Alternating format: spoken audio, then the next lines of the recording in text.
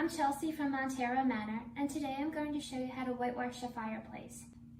But before we begin, let me show you the techniques I use to paint the fireplace. These are the items that I'm going to use to complete the project. I have my 1 step of brown derby, I have my 1 step of Windsor, obviously my bricks, some trusty paper towels, my spray bottle, a cup of water to rinse my brushes if needed, and 2 brushes. I have a synthetic brush and a chippy brush. You can use whatever brush you want to do this first part. I'm choosing brown derby and Windsor for 2 reasons. 1, they complement each other. They really look well next to one another. And 2, my client has a traditional red fireplace. The browns will help tone down the red in the bricks and really help that white pop off the fireplace. So as you paint the bricks, you'll notice, if I can move this in the light, you'll notice that some of the paint is not going all the way into some of the cracks of the brick. That is totally fine, because in these spots, this is where you're going to want the whitewash to go. However, if you can kind of see right in here, I'm not sure if the light can show you, the bricks are really porous and the paint is literally getting sucked into the brick. So you want to make sure that you put enough paint on your brick so you get that pop of color, but at the same time, you do not want to saturate it that you have one monotone color. You do want some of the red and some of the cracks to show through. So I'll moisten my other brush, and then we'll do the Windsor so you can see.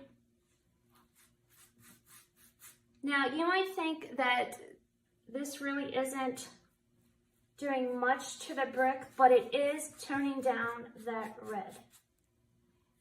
And you also want to know that sometimes some bricks might take paint easier than some of the others, so you will have to just eyeball to get the look that you want.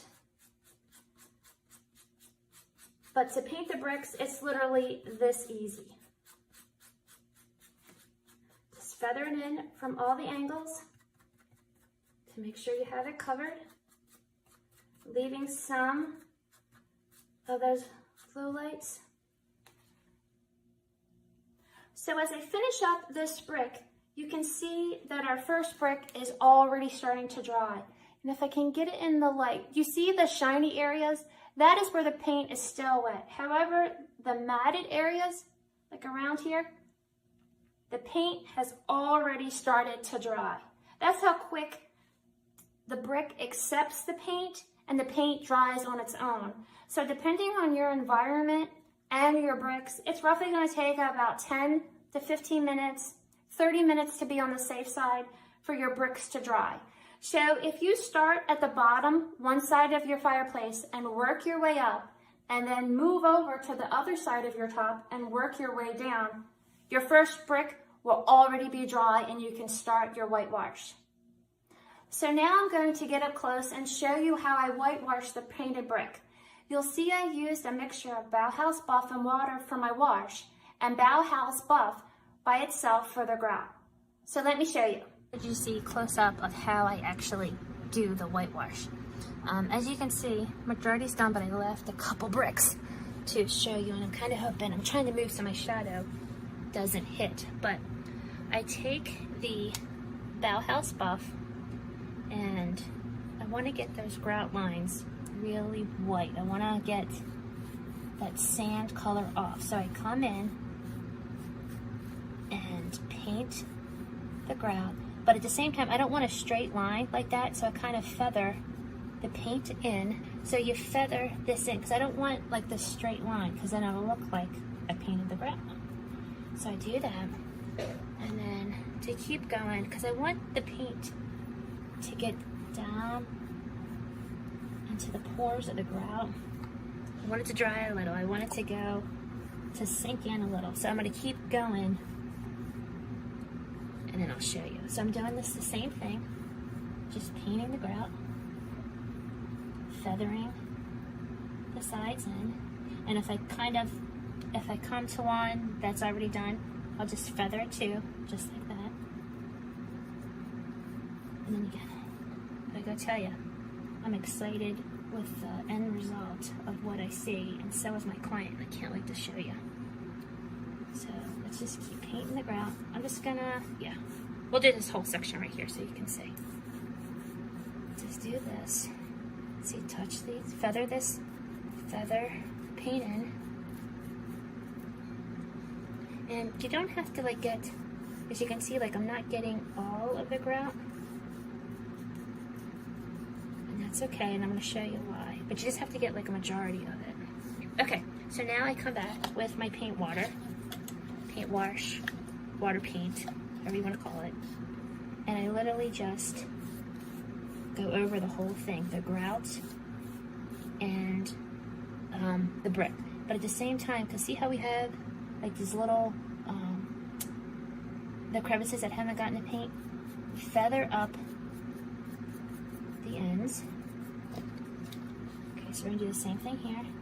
And then definitely be careful on the edges because it will, obviously it's water, it will drip over. And you gotta catch those drops because it will.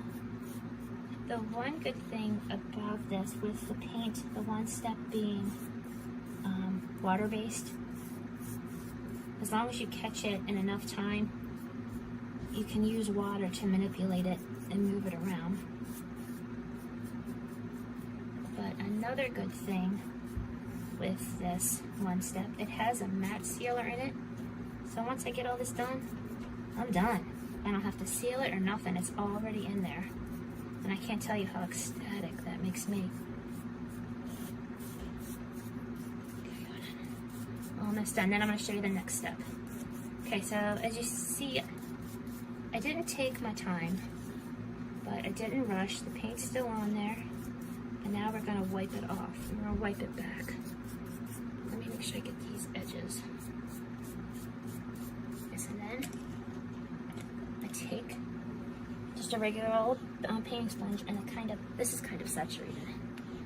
Use this as a negative tool to pull it off, pull some of it off, pull some of that moisture and some of that water off.